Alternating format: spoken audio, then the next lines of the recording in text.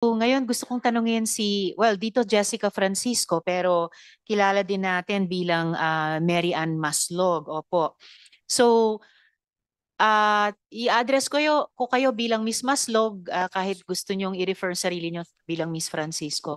So, Miss Maslog, Madam ah, Chair, Madam Chair, before you continue, Senator De La Rosa. can we make a formal declaration from the resource person kung sino ba talaga siya? Ano ba talaga identity niya? Before we start questioning her, Yes, is, is, Senator De is La she Rosa.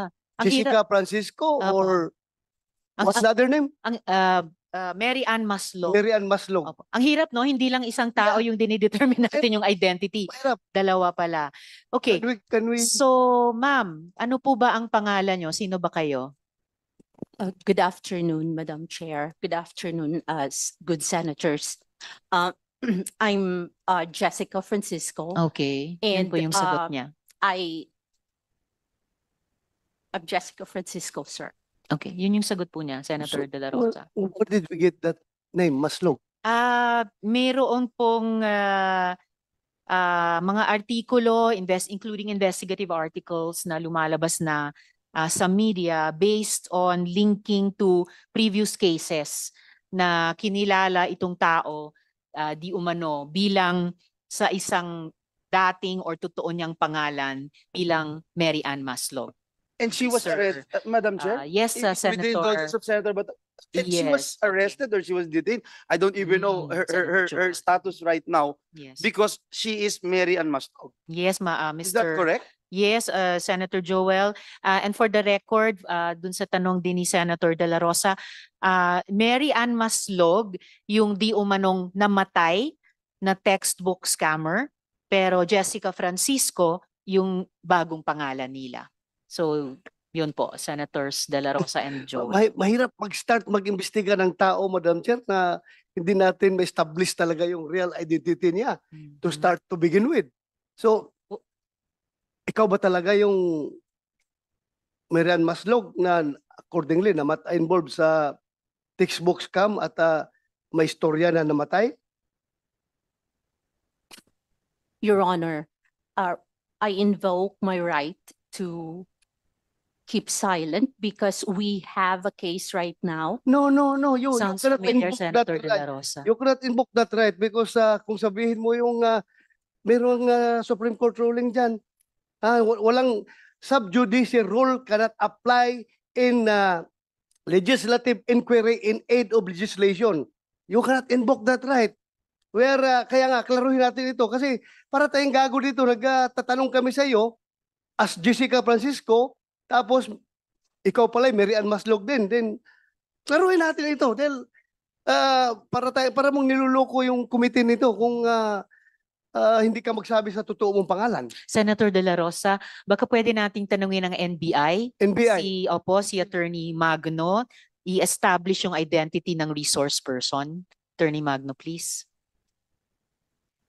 Good afternoon, Madam Chair, honorable senators.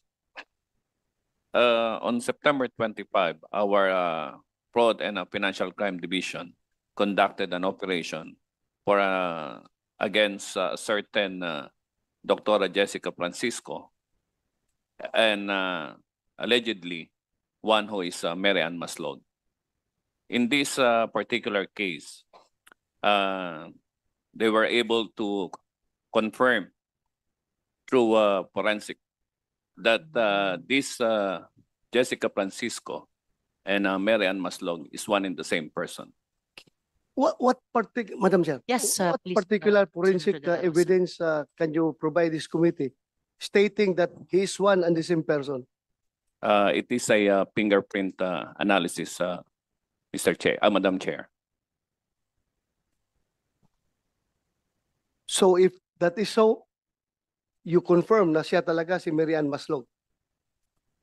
As far as the dactyloscopy report is was made by our expert, Madam Chair. So Madam Chair, I am inclined to believe that this committee should treat this information coming from the NBI as official. Yes, Senator De La So Rosa. for me, you are not Jessica Francisco.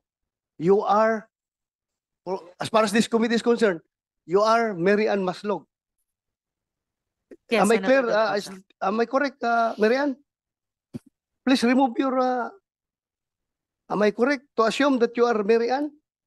Sir, right now, we have an identity hearing on the 28th and on 29th of October in Sandigan Bayan. That's why I invoke my right to keep silent, sir. I don't think your invocation of that privilege is applicable to this committee. I am telling you, if you keep on invoking that, I will presume that you are uncooperative to this inquiry. Madam Chair.